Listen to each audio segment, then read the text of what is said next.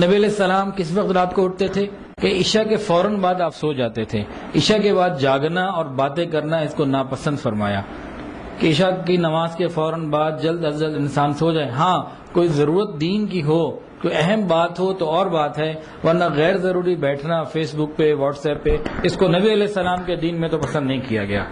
جس دین کا کلمہ ہم پڑھتے ہیں، جس نبی کا کلمہ ہم پڑھتے ہیں، انہوں نے تو اس کو پسند نہیں فرمایا، باقاعدہ منع فرمایا. امی عائشہ رضی اللہ تعالیٰ عنہ فرماتی ہیں کہ حضور پاک صلی اللہ علیہ وسلم رات کو اس وقت بیدار ہوتے تھے جب مرغا بانگ یعنی آذان دیا کرتا تھا. بخاری شریف کی روایت ہے. حافظ ابن حجر رحمۃ اللہ علیہ اور علامہ قسطلانی یہ فرماتے ہیں کہ مرغ آدھی رات گزرنے کے بعد آذان دیتا ہے، آدھی رات کے بعد. اور عبداللہ ابن عباس رضی اللہ عنہما وہ بھی یہی فرماتے ہیں. ابن بطال نے کہا کہ نہیں، آدھی رات نہیں، ایک تہائی رات گزرنے کے بعد آذان دیتا ہے. اور ابن قیم رحمۃ اللہ نے لکھا ہے کہ آپ صلی اللہ علیہ وسلم آدھی رات یا اس سے کچھ جلدی اٹھ جاتے اور کبھی آدھی رات کے بعد بھی اٹھ جاتے، یعنی تقریباً جب آرام مکمل کر لیتے تو پھر اٹھ کے اللہ کی عبادت میں لگ جایا کرتے تھے. اور رات میں کتنی دیر سونا مسنون ہے؟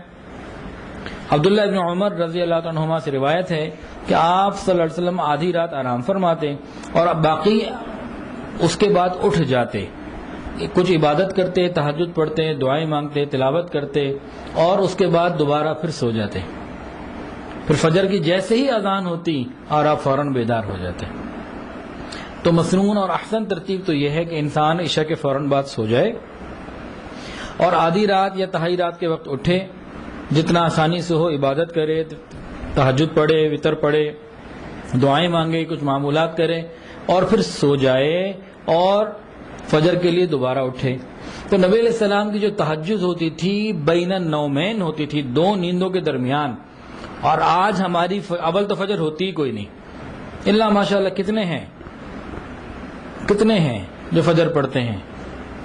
اول تو ہوتی کوئی نہیں، اگر ہوتی بھی جن کی ہے تو ان کی فجر بین النومین ہوتی ہے، ان کی فجر دو نیندوں کے درمیان ہوتی ہے. لیکن بہرحال پھر بھی غنیمت ہے جو فجر پڑھ لیتے ہیں. جس نے فجر کی نماز قضا کر دی اس کی زندگی سے برکت ختم ہو جاتی ہے. ہم یہ بات مانتے بھی ہیں، جانتے بھی ہیں، عمل میں لانا بڑا مشکل. تو رات کو انسان جلدی جب سوئے گا تو تہجد میں اٹھنا اس کے لیے آسان ہو جائے گا. حضرت اسود رحمۃ اللہ علیہ کہتے ہیں کہ میں عائشہ سے پوچھنے گیا کہ اماں، نبی علیہ السلام کی رات کی جو عبادات تھیں کیا آپ کا معمول تھا؟ تو امی عائشہ نے فرمایا کہ آپ صلی اللہ علیہ وسلم شروع رات میں سو جاتے، جب سحر کا وقت ثلث لیل ایک تہائی کا وقت آ جاتا، رات کا گزر جاتا، تو نبی علیہ السلام بیدار ہو جاتے اور نماز ادا کرتے اور وتر بھی رات کو پڑھا کرتے تھے. جب عبادات سے فارغ ہو جاتے پھر بستر پر تشریف لاتے، اگر بیوی سے کچھ ضرورت ہوتی تو اسے پورا فرماتے اور پھر سو جاتے. پھر جیسے ہی اذان سنتے بڑی تیزی سے اٹھتے اور اگر غسل کی ضرورت ہوتی تو غسل فرماتے، ورنہ وضو فرما کر نماز کو تشریف لے جاتے. اب اہل دل جان سکتے ہیں کہ اس میں کتنی مصلحتیں ہیں. اول عبادت، بعد میں انسان کی ضرورت. ہم ضرورت ہی کو سب کچھ بنا لیتے ہیں. آقا کی ہاں ایسی ترتیب نہیں تھی، اول اللہ کا حق، بعد میں پھر دوسری باتیں.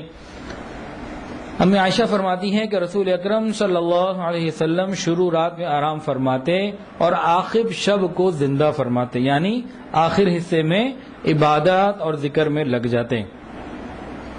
ام سلمہ فرماتی ہیں کہ جس مقدار نبی علیہ السلام سوتے اسی مقدار عبادت کرتے، یعنی اگر 8 گھنٹے کی رات ہے تو 4 گھنٹے سو جاتے، 4 گھنٹے عبادت کرتے. 10 گھنٹے کی رات ہے تو 5 گھنٹے سوتے اور 5 گھنٹے عبادت کرتے. تو نبی علیہ السلام کی عام عادت تو یہی تھی کہ عشاء کے فوراً بعد آرام فرماتے، پھر آخر شب میں تہجد ادا فرماتے. کبھی ایسا بھی ہوتا کہ عشاء کی نماز مسجد میں ادا فرما کر گھر تشریف لاتے اور نماز میں مشغول ہو جاتے. ایسا بھی رہا کہ عشاء کی نماز پڑھی اور اس کے بعد عبادت میں لگ گئے، اس کے بعد آرام فرماتے. ایسا بھی ہوا. چنانچہ عبداللہ ابن عباس رضی اللہ عنہ کی روایت میں اس کا ذکر موجود ہے.